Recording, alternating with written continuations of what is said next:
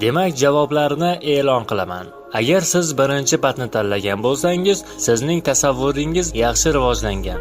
Siz o'z ustingizda ishlashni, tanangiz va ongingizni rivojlantirishni yaxshi ko'rasiz. Sizning kuchli xarakteringiz bor. Ba'zilar sizning xarakteringizni ko'rib, boshliqlikka mos ham deyishgan bo'lardi. Siz hamma narsani mukammal bilishni xohlaysiz. Siz har narsada mukammal bo'lishni xohlaysiz. Hamma narsada mukammal samaraga intilasiz. Shuning uchun sizni rejalashtirgan ishingiz o'xshamasligi xafa qiladi. Ikkinchi patni tanladingizmi? Unda javobni eshiting. Sizda har xil holatlarga moslashish va doimiy o'zgarish yaxshi o'xshaydi.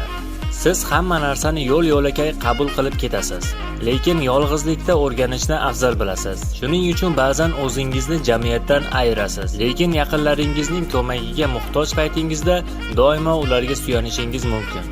3-raqam ostidagi patni tanlaganlar. Siz kashfiyotchisiz va sayohatlarga moyilsiz va ko'pincha bir necha ishlarga baravar urinasiz. Shuning uchun bir ishga diqqatingizni jamlashga qiynalasiz.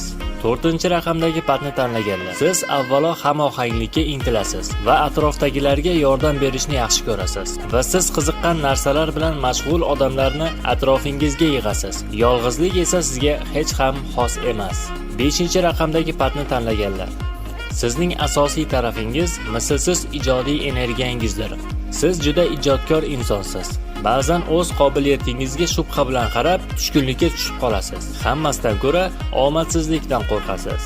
6-raqamli patni tanlaganlar. Siz mustaqilsiz va boshqalarga suyanishni yoqtirmaysiz. Sizga boshqalarga qaram bo'lish ojizlikdek tuyuladi. Bu dunyoda ojizlarga oson emas. Siz barcha qo'ygan maqsadlaringizga raqobatchilarni ortda qoldirib o'zingiz erishasiz.